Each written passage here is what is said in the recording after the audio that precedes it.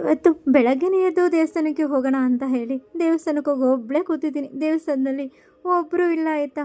ಸುಮ್ಮನೆ ಕೂತಿದ್ದೀನಿ, ನೋಡೋಣ ಎಷ್ಟೊತ್ತಾಗುತ್ತೆ ಅಂತ ಹೇಳಿ.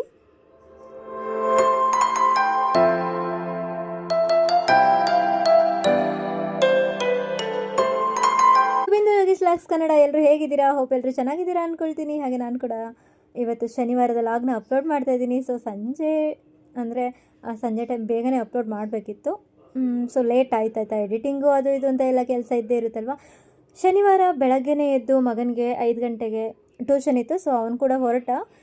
ವ್ಯಾನ್ ಆಲ್ರೆಡಿ ಬಂದು ನಿಂತಿತ್ತು. ಅವನು 4:15ಗೆ ಎದ್ದು ಅಮ್ಮ ನಿದ್ದೆ ಬರ್ತಿದೆ, ಚಳಿ ಆಗ್ತಿದೆ ಅಂತ ಹೇಳಿ ಹಾಗೆ ಮಲ್ಕೊಳ್ಳೋನು ಮತ್ತೆ ಎದ್ದೇಳೋನು ಅದೇ ಥರ ಮಾಡ್ತಾಯಿದ್ದ. ಸೊ ಹೇಗೋ ಆಗಲಿ ಅಂತ ಹೇಳಿಬಿಟ್ಟು ಮತ್ತೆ ಎದ್ದು ಫ್ರೆಶಪ್ ಆಗಿ ಮತ್ತೆ ಅವನು ಹೊರಟ ಮೇಲೆ ನನಗೂ ಕೂಡ ತುಂಬ ಕೆಲಸ ಇರುತ್ತೆ. ಏಕೆಂದರೆ ಇವತ್ತಿಂದ ನಾನು ಧನುರ್ಮಾಸನ ಸ್ಟಾರ್ಟ್ ಮಾಡೋಣ ಅಂತ ಹೇಳಿಬಿಟ್ಟು ನಾನು ಕೂಡ ಧನುರ್ಮಾಸನ ಮಾಡಲಿಕ್ಕೆ ಇಲ್ಲಿ ಇವಾಗ ಕೆಲವೊಂದು ರಂಗೋಲಿ ಬಿಡಿಸೋದಾಗಿರ್ಬೋದು, ಹೊರಗಡೆ ನೀರು ಹಾಕಿ ರಂಗೋಲಿ ಎಲ್ಲ ಬಿಡಿಸೋದು ಮಾಡೋಣ ಅಂತ ಹೇಳಿಬಿಟ್ಟು ಮಾಡ್ಕೊತಾ ಇದ್ದೀನಿ. ಹಾಗೆಯೇ ಸ್ನಾನ ಎಲ್ಲ ಮುಗಿಸಿ ಇಲ್ಲಿ ರಂಗೋಲಿ ಹಾಕೋಣ ಅಂತ ಹೇಳಿ ಬಂದೆ. ರಂಗೋಲಿ ಅಂತ ಜಾಸ್ತಿ ಏನು ದೊಡ್ಡದಾಗೆಲ್ಲ ಬಿಡೋಕ್ಕಾಗಲಿಲ್ಲ. ಸಿಂಪಲಾಗಿ ಎಷ್ಟು ಬೇಕಷ್ಟು ಬಿಟ್ಕೊತಾ ಇದ್ದೀನಿ. ಹಾಗೆಯೇ ಧನುರ್ಮಾಸ ಅಂತ ಬಂದಾಗ ಧನುರ್ಮಾಸ ಅಂದರೆ ಈ ಟೈಮಲ್ಲಿ ಅಂದರೆ ಈ ಸಮಯದಲ್ಲಿ ಸೂರ್ಯನು ಧನುರಾಶಿಯಲ್ಲಿ ಪ್ರವೇಶಿಸುವುದರಿಂದ ಆರಂಭವಾಗುವ ಮಾಸವೇ ಧನುರ್ಮಾಸ. ಇದು ಸಾಮಾನ್ಯವಾಗಿ ಡಿಸೆಂಬರ್ ಮಧ್ಯದಿಂದ ಜನವರಿ ಮಧ್ಯದವರೆಗೂ ಕೂಡ ಇರುತ್ತೆ. ಈ ಸಮಯವನ್ನು ದೇವಭಕ್ತಿಗೆ ಅತ್ಯಂತ ಪವಿತ್ರ ಎಂದು ಕೂಡ ಹಿಂದೂ ಧರ್ಮದಲ್ಲಿ ಕರೀತಾರೆ. ಈ ಮಾಸದಲ್ಲಿ ಮಾಡಿದ ಭಕ್ತಿ, ದಾನ, ಜಪ, ವ್ರತಗಳಿಗೆ ಅನೇಕ ಪಟ್ಟು ಫಲ ಕೂಡ ದೊರಕುತ್ತೆ. ವಿಶೇಷವಾಗಿ ಶ್ರೀ ಮಹಾವಿಷ್ಣುವಿನ ಮತ್ತು ಶ್ರೀಕೃಷ್ಣ ಆರಾಧನೆಗೆ ಈ ಕಾಲ ಅತ್ಯಂತ ಶ್ರೇಷ್ಠ. ಬ್ರಾಹ್ಮಿ ಮುಹೂರ್ತಗಳಿಗೆ ಈ ಕಾಲ ಬೆಳಗಿನ ಸಮಯದಂತೆ, ಆದ್ದರಿಂದ ಬೆಳಗಿನ ಪೂಜೆ ಮಹತ್ವ ಕೂಡ ಇದೆ. ಬ್ರಾಹ್ಮಿ ಮುಹೂರ್ತದಲ್ಲಿ ಎದ್ದು ಸ್ನಾನ ಮಾಡಿ ಪೂಜೆ ಮಾಡಬೇಕು. ವಿಷ್ಣು ಸಹಸ್ರನಾಮ, ಭಗವದ್ಗೀತೆ, ಹರಿನಾಮ ಸ್ಮರಣೆ ಮಾಡುವುದು ಕೂಡ ತುಂಬಾ ಉತ್ತಮ. ತುಳಸಿ ಪೂಜೆ, ದೀಪಾರಾಧನೆ ಅತ್ಯಂತ ಶುಭ. ಸಾಧ್ಯವಾದಷ್ಟು ದಾನ ಮಾಡೋದು ತುಂಬಾ ಒಳ್ಳೆಯದು. ಅನ್ನ, ಬಟ್ಟೆ, ಹಣ ಏನಾದರೂ ಅತಿಯಾದ ಐಶ್ವರ್ಯನ ಪ್ರದರ್ಶನ ಮಾಡಬಾರ್ದು. ಆಲಸ್ಯ, ಅಸತ್ಯ, ದುರ್ವ್ಯಸನಗಳಿಂದ ದೂರ ಕೂಡ ಇರಬೇಕಾಗುತ್ತೆ. ಬೆಳಿಗ್ಗೆ ತಡವಾಗಿ ಎದ್ದೇಳೋದನ್ನು ತಪ್ಪಿಸ್ಬೇಕಾಗುತ್ತೆ. ವೈಕುಂಠ ಏಕಾದಶಿ ಈ ಮಾಸದ ಅತ್ಯಂತ ಮಹತ್ವದ ದಿನ ಕೂಡ. ದತ್ತಾತ್ರೇಯ ಜಯಂತಿ, ಭೋಗಿ, ಸಂಕ್ರಾಂತಿ ಕೂಡ ವಿಶೇಷತೆ. ಪಾಪ ಪರಿಹಾರ, ಮನಸ್ಸಿಗೆ ಶಾಂತಿ, ಐಶ್ವರ್ಯ ಮತ್ತು ಆರೋಗ್ಯ, ಮೋಕ್ಷ ಮಾರ್ಗದ ಅನುಗ್ರಹ ಕೂಡ ಈ ಸಮಯದಲ್ಲಿ ಸಿಗುತ್ತೆ. ಹಾಗೆ ನಾನು ಕೂಡ ಸ್ನಾನ ಎಲ್ಲ ಮುಗಿಸಿ ರಂಗೋಲಿ ಎಲ್ಲ ಬಿಟ್ಟು ಇವಾಗ ಪೂಜೆಗೂ ಕೂಡ ಸಿದ್ಧತೆಯನ್ನು ಮಾಡ್ಕೊತಾ ಇದ್ದೀನಿ. ಏಕೆಂದರೆ ಮಗನಿಗೆ ಅವನಿಗೂ ಬೆಳಗ್ಗೆ ಬೇಗ ಎದ್ದಿರೋದ್ರಿಂದ ಅವನಿಗೂ ಬಂದ ತಕ್ಷಣ ಅವನಿಗೂ ಎಲ್ಲ ಸ್ನಾನ ಎಲ್ಲ ಮಾಡಿಸಿ ಟಿಫನ್ ಎಲ್ಲ ಕೊಡಬೇಕಾಗತ್ತೆ ಬೇಗ. ಹಾಗೆ ನಾನು ಕೂಡ ಇಲ್ಲಿ ಮನೆಯಲ್ಲಿ ಬೇಗ ಪೂಜೆ ಆದರೆ ಹೊರಗಡೆ 1-2 ದೇವಸ್ಥಾನಗಳಿಗೆ ಹೋಗಿ ಬರ್ಬೋದು ಅಂತ ಹೇಳಿಬಿಟ್ಟು ಬೆಳಗ್ಗೆನೇ ನಾನು ಕೂಡ ಸ್ನಾನ ಎಲ್ಲ ಮುಗಿಸಿ ಪೂಜೆನೂ ಕೂಡ ಮಾಡ್ಕೊತಾ ಇದ್ದೀನಿ. ಹಾಗೆಯೇ ಟಿಫನ್ಗೆ ಇವತ್ತು ದೋಸೆಗೆ ನೆನೆ ಹಾಕಿದ್ದೆ. ಸೊ ಹಾಗಾಗಿ ಅಂದರೆ ದೋಸೆ ಮಾಡಲಿಕ್ಕೆ ಅಕ್ಕಿ ನೆನೆ ಹಾಕಿದ್ದೆ. ಇವಾಗ ದೋಸೆನೇ ಪ್ರಿಪೇರ್ ಮಾಡ್ಕೋಬೇಕಾಗುತ್ತೆ ತಿಂಡಿಗೆ. ಆಲೂಗೆಡ್ಡೆ ಪಲ್ಯ ಮತ್ತು ಚಟ್ನಿನ. ಹಾಗೆಯೇ ನಾನು ಇವಾಗ ದೀಪನ ಕೂಡ ಹಚ್ಕೊತಿದ್ದೀನಿ. ದೀಪ ಹಚ್ಕೊಂಡಿದ್ದಾದಮೇಲೆ ಏನೋ ಒಂಥರ ಸಮಾಧಾನ ಆಯಿತಾ. ಇದು ಧನುರ್ಮಾಸ ಟೈಮಲ್ಲಿ ಈ ಥರ ಬೆಳಗ್ಗೆನೇ ಎದ್ದು ಪೂಜೆ ಮಾಡೋದ್ರಿಂದ ಮತ್ತು ಅರಳಿ ಮರನ ಪ್ರದಕ್ಷಿಣೆ ಹಾಕೋದ್ರಿಂದ ನಮಗೆ ಅಲ್ಲಿ ಅರಳಿ ಮರದಲ್ಲಿ ಪ್ರದಕ್ಷಿಣೆ ಹಾಕೋದ್ರಿಂದ ನಮಗೆ ಒಳ್ಳೆ ಆಕ್ಸಿಜನ್ನು ಅದೇ ಟೈಮಲ್ಲಿ ಸಿಗೋದು. ಸೊ ಹಾಗಾಗಿ ಆ ಟೈಮಲ್ಲಿ ಹೋಗಿ ದೇವರ ದರ್ಶನ ಆಗಿರ್ಬೋದು, ಅರಳಿ ಮರ ಪ್ರದಕ್ಷಿಣೆ ಆಗಿರ್ಬೋದು ಮಾಡ್ಕೊಂಡು ಬಂದರೆ ತುಂಬಾ ಒಳ್ಳೆಯದು.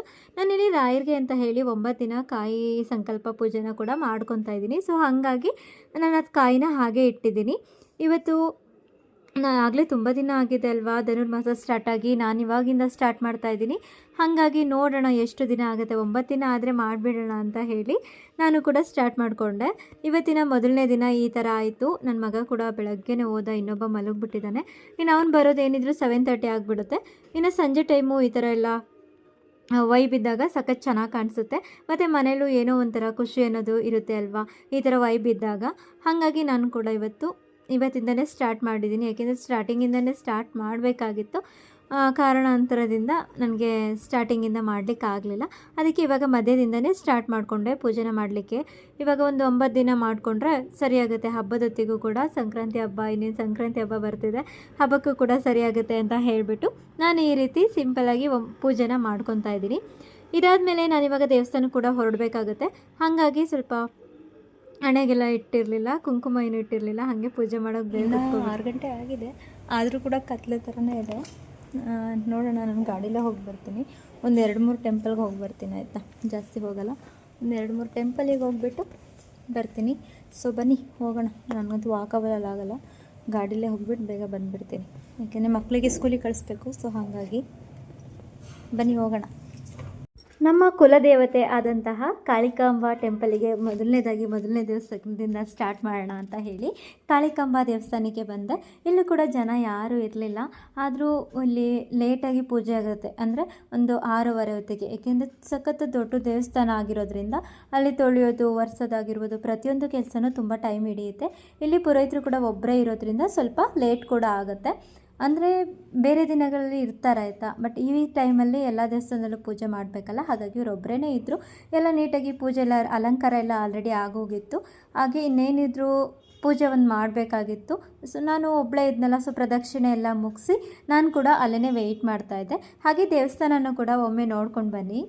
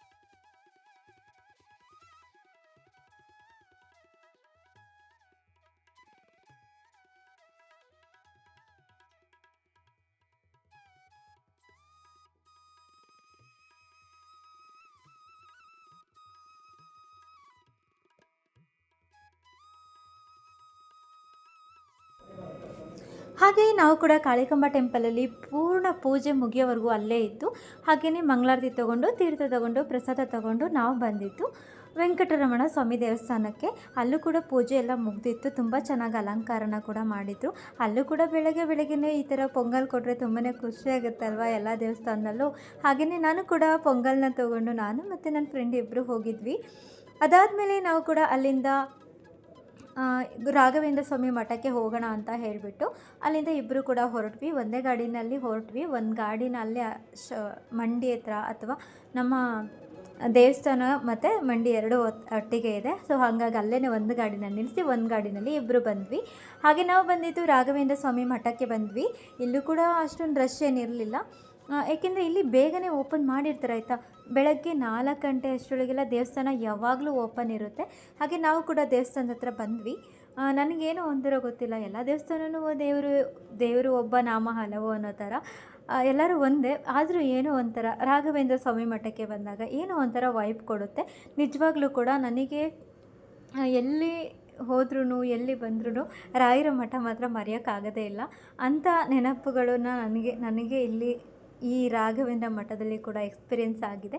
ಹಾಗಾಗಿ ನನಗೆ ಜಾಸ್ತಿ ಇಲ್ಲೇ ತುಂಬ ಇಷ್ಟ ಆಗುತ್ತೆ ಆಯಿತಾ. ರಾಯರು ಅಂದರೆ ಯಾರಿಗೆ ಇಷ್ಟ ಆಗಲ್ಲ ಹೇಳಿ. ಹಾಗಾಗಿ ನಾವು ರಾಯರ ಮಠಕ್ಕೆ ಕೂಡ ಬಂದ್ವಿ. ಜನ ಯಾರು ಇರಲಿಲ್ಲ, ಹೋದ್ವಿ, ಜಾಸ್ತಿ ಇರಲಿಲ್ಲ. ಓಕೆ ಇದಾದಮೇಲೆ ನಾವು ಒಳಗಡೆ ಕೂಡ ಹೋದ್ವಿ. ಯಾವಾಗಲೂ ಅಲಂಕಾರ ಮಾತ್ರ ಮಾಡೇ ಇರ್ತಾರೆ. ಬರೀ ಗುರುವಾರ ಅಂತಲ್ಲ, ಎನಿ ಟೈಮ್ 4 ಗಂಟೆಗೆ ಎದ್ದು ಅಭಿಷೇಕ ತವಿಂದ ಹಿಡಿದು ಎಲ್ಲ ಕೂಡ ಪೂರ್ಣವಾಗಿ ಮಾಡಿರ್ತಾರೆ ಆಯಿತಾ. ಸಖತ್ ಚೆನ್ನಾಗಿರುತ್ತೆ ಈ ದೇವಸ್ಥಾನದಲ್ಲಿ, ನನಗಂತೂ ಸಖತ್ ಇಷ್ಟ ಆಗುತ್ತೆ. ಅಲ್ಲೇ ಇದ್ದರೆ ಹಾಗೆಯೇ ಅಲ್ಲಿ ಬಂದ ಮೇಲೆ ಹೆಜ್ಜೆ ನಮಸ್ಕಾರ ಹಾಕಲಿಲ್ಲ ಅಂದರೆ ಹೇಳಿ, ರಾಯರ ಮಠಕ್ಕೆ ಬಂದಾಗ ಹೆಜ್ಜೆ ನಮಸ್ಕಾರ ಹಾಕಲೇಬೇಕು ಅಂತ ಹೇಳಿ ನಾನು ಯಾವಾಗ್ಲೂ ಹಾಕ್ತೀನಿ. ಬಟ್ ಏನಾದರೂ ತುಂಬ ಕ್ರೌಡ್ ಇದ್ದಾಗ ಹಾಕೋಕ್ಕಾಗಲ್ಲ. ಯಾಕೆಂದರೆ ಅಲ್ಲೆಲ್ಲ ಸ್ವಲ್ಪ ಸೇಫ್ಟಿಯಾಗಿ ಮಾಡಿರ್ತಾರೆ. ಏಕೆಂದರೆ ಜನ ಜಾಸ್ತಿ ಆದಾಗ ಹೆಜ್ಜೆ ನಮಸ್ಕಾರ ಎಲ್ಲ ಮಾಡಲಿಕ್ಕಾಗೋದಿಲ್ಲ. ಹಾಗಾಗಿ ನಾನು ಕೂಡ ಹೆಜ್ಜೆ ನಮಸ್ಕಾರನ ಹಾಕಿ ರಾಯರನ್ನು ನೋಡ್ತಾ ಕಣ್ಣು ತುಂಬಿಸ್ಕೊಳ್ತಾ ಮಂಗಳಾರತಿನ ತೊಗೊಂಡು, ಹಾಗೆ ಅಕ್ಷತೆ ತಗೊಳ್ದೇ ಇದ್ದರೆ ಆಗುತ್ತಾ, ಅಕ್ಷತೆ ಕೂಡ ತುಂಬಾ ಇಂಪಾರ್ಟೆಂಟ್ ಆಗುತ್ತೆ. ನಂಗೆ ರಾಯರ ಅಕ್ಷತೆನ ಒಂದು 4 ಕಾಳು ಬಾಯೊಳಗಡೆ ಹಾಕ್ಕೊಳ್ಳೋದ್ರಿಂದ ಸ್ವಲ್ಪ ಏನಾದರೂ ಹುಷಾರಿಲ್ಲದೆ ಇರೋದು ಆ ಥರ ಎಲ್ಲ ಇದ್ದರೆ ಅದು ಕೂಡ ಗುಣ ಆಗುತ್ತೆ ಅನ್ನೋ ಒಂದು ನಂಬಿಕೆ ಕೂಡ ಇದೆ. ಹಾಗಾಗಿ ನಾನು ಸ್ವಲ್ಪ ಅಕ್ಷತೆನ ಮನೆಗೆ ತೊಗೊಬಂದಿಡ್ತೀನಿ. ಇನ್ನು ಸ್ವಲ್ಪ ಅಕ್ಷತೆನ ಅಲ್ಲೇನು ಜಾಸ್ತಿ ಕೊಡಲ್ಲ, ಎಣಿಸಿ ಇಟ್ಕೋತೀನಿ. ನನಗದೊಂದು ಅಭ್ಯಾಸ, ಅದು ಅಕ್ಷತೆನ ಎಣಿಸೋದು ಒಂದು ಅಭ್ಯಾಸ ಇರುತ್ತೆ ನನಗೆ. ಅದನ್ನು ಕೂಡ ನಾನು ಮಾಡ್ಕೊತೀನಿ. ಹಾಗೆಯೇ ನಾನಲ್ಲಿ ಸೆರಿಗೆಗೆ ಅದನ್ನು ಗಂಟು ಹಾಕ್ಕೊತೀನಿ, ಏಕೆಂದರೆ ಎಲ್ಲೂ ಚೆಲ್ಲೋಗಬಾರ್ದಲ್ವ. ಹಾಗಾಗಿ ನೋಡಿ ಈ ಥರ ಇತ್ತು. ಬೆಳಗ್ಗೆನೇ ಹೋದರೆ ಈ ಥರ ಇರುತ್ತೆ ನೋಡಿ. ರಾಯರಿಗೆ ಎಷ್ಟು ಅಲಂಕಾರ ಅಲ್ಲ, ಆ ಅಲಂಕಾರ ನೋಡಲಿಕ್ಕೆ 2 ಕಣ್ಣು ಸಾಕಾಗಲ್ಲ. ನನಗಂತೂ ಸಖತ್ ಇಷ್ಟ ಆಗುತ್ತೆ. ಇಲ್ಲಿಂದ ನಾವು ಗಣಪತಿ ಟೆಂಪಲ್ಲು MG ರೋಡಲ್ಲಿರೋ ರಾಘವೇಂದ್ರ ಸ್ವಾಮಿ ಮಠದ ಆಪೋಸಿಟೇ ಇಲ್ಲಿ ಗಣಪತಿ ಟೆಂಪಲ್ ಕೂಡ ಇದೆ. ಅಲ್ಲೂ ಕೂಡ ತುಂಬ ಚೆನ್ನಾಗಿ ಅಲಂಕಾರ ಮಾಡಿರ್ತಾರೆ. ಅಲ್ಲೂ ಓಪನ್ ಇರುತ್ತೆ ಆಯಿತಾ, ಅಲ್ಲೂ ಬೇಕಿದ್ದರೆ ಹೋಗಿ ಬರ್ಬೋದು. ನಾವು ಕೂಡ ಅಲ್ಲೇ ಬಂದ್ವಿ. ಇದೊಂಥರ ಹೊರಗಡೆ ಇರುವಂತಹ, ಇವಾಗ ಧರ್ಮಸ್ಥಳಕ್ಕೆ ಹೋದಾಗ ಅಲ್ಲೂ ಗಣೇಶನ ಹೊರಗಡೆ ಇಟ್ಟಿರ್ತಾರೆ ನೋಡಿ ಅಲ್ವಾ, ಅದೇ ರೀತಿ ಇಲ್ಲೂ ಕೂಡ ಇದೆ. ತುಂಬ ಚೆನ್ನಾಗಿದೆ ಆಯಿತಾ. ಇಲ್ಲೂ ಕೂಡ ಈ ಗಣಪತಿ ದೇವಸ್ಥಾನ ಒಂಥರ ವಿಶಾಲವಾಗಿದೆ. ಯಾವುದೇ ಇದು ಅಂದರೆ ಒಂದು ಮಧ್ಯಭಾಗದಲ್ಲಿ ಇರುವಂಥ ಗಣಪತಿ ಇದು. ಇಲ್ಲೂ ತುಂಬ ಚೆನ್ನಾಗಿದೆ. ಆವಾಗವಾಗ ಇಲ್ಲೂ ಕೂಡ ಸಂಕಷ್ಟಿಲೆಲ್ಲ ತುಂಬ ಚೆನ್ನಾಗಿ ಪೂಜೆನ ಮಾಡ್ತಾರೆ. ಇದಾದಮೇಲೆ ನಾವು ಇಲ್ಲೂ ಕೂಡ ದರ್ಶನ ಮುಗಿಸ್ಕೊಂಡು ಇನ್ನು ಮಕ್ಕಳಿಗೆ ಸ್ಕೂಲಿಗೆಲ್ಲ ಕಳಿಸ್ಬೇಕಲ್ವ. ಇವತ್ತು ಆಫ್ ಕ್ಲಾಸ್ ಇರೋದ್ರಿಂದ ಏನಾದರೂ ಲೈಟಾಗಿ ಅಂದರೆ ಲಂಚ್ ಬಾಕ್ಸ್ ಇಲ್ಲ ಅಂದರೆ ನಮಗೇನೋ ಒಂಥರ ಖುಷಿಯಾಗುತ್ತೆ. ಮ್ಯಾಗಿನೋ ಏನೋ ಒಂದು ಮಾಡಿ ಕಳಿಸ್ಬೋದು ಅಂತ ಹೇಳಿ. ಬಟ್ ನಾನು ಇಲ್ಲಿ ದೋಸೆಗೆ ನೆನೆ ಹಾಕಿದ್ದೆ, ದೋಸೆ ಮಾಡಿಕೊಡೋಣ ಅಂತ ಹೇಳಿ. ಹಾಗೆಯೇ ಇಲ್ಲಿ ದೇವಸ್ಥಾನದಿಂದ ಮನೆಗೆ ಹೋಗೋದಕ್ಕೆ ಒಂದು 5 ನಿಮಿಷ ಬೇಕಾಗುತ್ತೆ. ನಾವಿಲ್ಲೆಲ್ಲ ಮುಗಿಸಿ ಮನೆಗೆ ಹೋಗೋ ಹೊತ್ತಿಗೆ ತುಂಬ. ಹಾಗೆಯೇ ಸ್ವಲ್ಪ ಮಾರ್ಕೆಟ್ಗೆಲ್ಲ ಹೋಗಬೇಕು. ಸ್ವಲ್ಪ ಹೂವೆಲ್ಲ ಡೈಲಿ ಹೂವು ತೊಗೊಳ್ಬೇಕಾಗುತ್ತೆ. ಯಾಕೆಂದರೆ ಇವಾಗ ಡೈಲಿ ಬೆಳಗ್ಗೆ ಬೇಗ ಪೂಜೆ ಆಗೋದ್ರಿಂದ ಹೂವು ಎಲ್ಲ ಜಾಸ್ತಿನೇ ತೊಗೊಂಡು ಹೋಗಬೇಕಾಗತ್ತೆ. ಹಾಗಾಗಿ ಮಾರ್ಕೆಟ್ ಮುಂದೆನೇ ಹೋಗೋದ್ರಿಂದ ಹೂವನ್ನು ಕೂಡ ತೊಗೊಳ್ಳೋಣ ಅಂತ ಹೇಳಿ ತೊಗೊತಾ ಇದ್ದೀವಿ. ಹೂವಂತೂ ಬೆಳಗ್ಗೆನೇ ಒಳ್ಳೆ ಫ್ರೆಶ್ ಆಗಿತ್ತು ಆಯಿತಾ. ನಾನೊಂದು 2 ಮಾರು ಹೂವು ಮತ್ತು ತುಳಸಿನ ತೊಗೊಂಡೆ. ಹಾಗೆಯೇ ಇದೆಲ್ಲ ತೊಗೊಂಡಾದಮೇಲೆ ಇನ್ನು ಮನೆಗೆ ಹೋದ್ಮೇಲೆ ಇದ್ದಿದ್ದೆ ಅಲ್ವಾ, ಅದು ಕೆಲಸ ಈ ಕೆಲಸ ಅಂತ ಹೇಳಿ ತುಂಬಾ ಕೆಲಸ ಆಗೋಯಿತು. ಈ ಥರ ಇತ್ತು ಇವತ್ತಿನ ದಿನ. ಈ ಲಾಗ್ ನಿಮ್ಗೆ ಏನಾದರೂ ಇಷ್ಟ ಆಗಿದರೆ ದಯವಿಟ್ಟು ಲೈಕ್ ಮಾಡಿ, ಶೇರ್ ಮಾಡಿ, ಕಮೆಂಟ್ ಮಾಡಿ. ಹಾಗೆ ಮನೆಗೂ ಕೂಡ ಬಂದಾಯಿತು. ಮನೆಗೆ ಬಂದು ಮಕ್ಕಳಿಗೆ ದೋಸೆ ಹಾಕೊಡೋಣ ಅಂತ ಹೇಳಿ ಪಕ್ಕದಲ್ಲಿ ಆಲೂಗೆಡ್ಡೆನ ಬೇಯಿಸಿಟ್ಟಿದ್ದೆ ಕುಕ್ಕರ್ನಲ್ಲಿ. ಹಾಗೆಯೇ ಇಲ್ಲಿ ಪಕ್ಕದಲ್ಲಿ ದೋಸೆನೂ ಕೂಡ ಹಾಕ್ಕೊಳ್ತಾ ಇದ್ದೀನಿ. ದೋಸೆ ಎಲ್ಲ ಹಾಕ್ಕೊಂಡಿದ್ದಾದಮೇಲೆ ನನಗೆ ಬೆಳಗ್ಗೆ ಬೇಗ ಎದ್ದಿದ್ನಲ್ಲ, ನೀರು ಕುಡಿಯೋದೇ ಕೂಡ ಮರೆತುಬಿಟ್ಟಿದ್ದೆ. ಹಾಗಾಗಿ ಒಂದು ಗ್ಲಾಸ್ ಬಿಸಿನೀರನ್ನ ಕಾಯಿಸ್ಕೊಂಡು ಬಿಸಿನೀರನ್ನ ಕುಡಿತಾ ಇದ್ದೀನಿ. ಸೊ ಇವಾಗ ಆಲೂಗೆಡ್ಡೆ ಪಲ್ಯ ಕೂಡ ರೆಡಿ ಆಗ್ತಾಯಿದೆ. ನನ್ನ ಮಗನಿಗೆ ಅವನಿಗೆ ಫಸ್ಟು ಕಳಿಸ್ಬಿಟ್ಟು ಆಮೇಲೆ ನಾನು ಬೇರೆ ಕೆಲಸನ ಮಾಡ್ಕೋಬೇಕಾಗುತ್ತೆ. ಸೊ ಈ ವಿಡಿಯೋ ಇಷ್ಟ ಆದರೆ ದಯವಿಟ್ಟು ಲೈಕ್ ಮಾಡಿ, ಶೇರ್ ಮಾಡಿ, ಕಮೆಂಟ್ ಮಾಡಿ. ಬಾಯ್.